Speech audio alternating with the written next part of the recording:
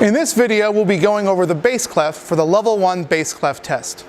In many ways, it's the same concept as the treble clef video that hopefully you've already watched.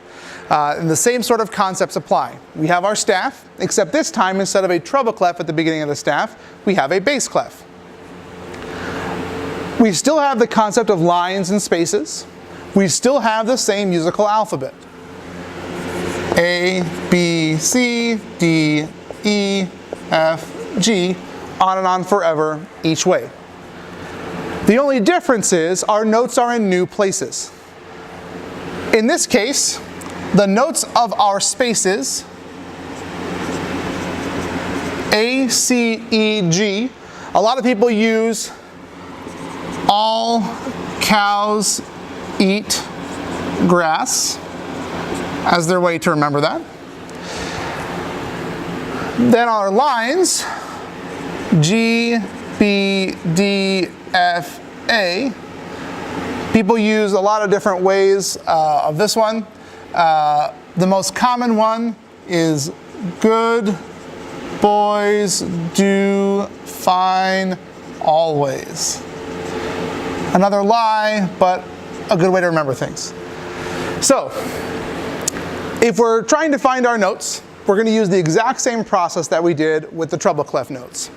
So for example, if I put a note here on the third line, again, because our lines are numbered from bottom to top, 1, 2, 3, 4, 5, whoops, 5. And so are our spaces, 1, 2, 3, 4. So this is on the third line. We would look at it, we know that it's on a line, so we would use our line system, G, B, D, F, A. And on this one, we know that it's on the G, B, D, so this here is a D. Easy enough? Same kind of concept if I put a note here on the fourth space. I now know that we're using our space system, all cows eat grass, all cows eat grass, and so our note here is a G. Just like with treble clef, we can have notes on ledger lines above and below the staff.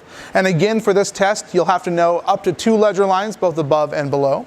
So if I were to go a full 2 ledger lines below the staff down here and put a note, the last note that we know is the G down here. And so then we would go through our alphabet.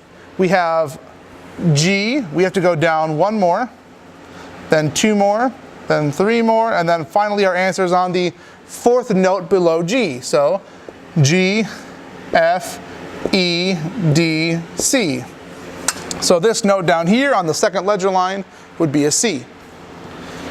Similarly, if we were going up to our second space above the staff, the top line that we know is an A. We know that there would be a B right above it, a C right above that, and finally our note is on a D. Make sense? Let's just do a couple for practice that you can kind of do along with me. Here's a note on the 4th line. We know it's on a line. So take a second to yourself, see if you can kind of figure out what our note would be.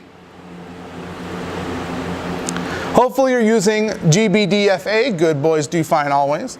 We have G, B, D, F, so our answer here would be F.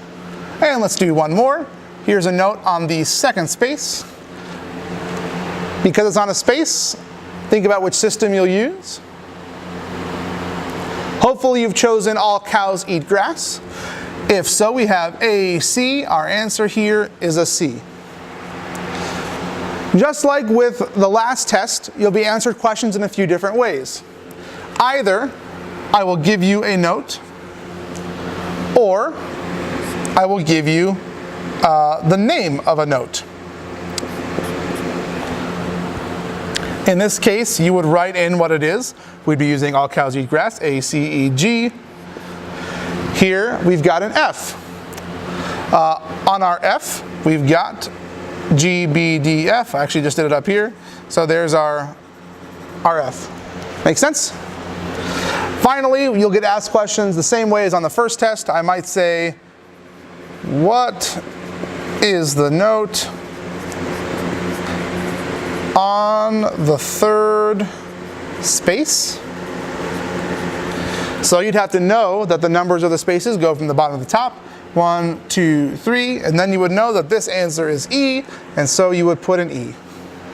Hopefully that makes sense. Again, I would highly recommend making yourself some flashcards or using some of the online resources to take some quizzes. There's a lot of resources out there, and just a couple of those I've listed below as links in the description. If you have questions, as always, please feel free to come talk to me. Good luck.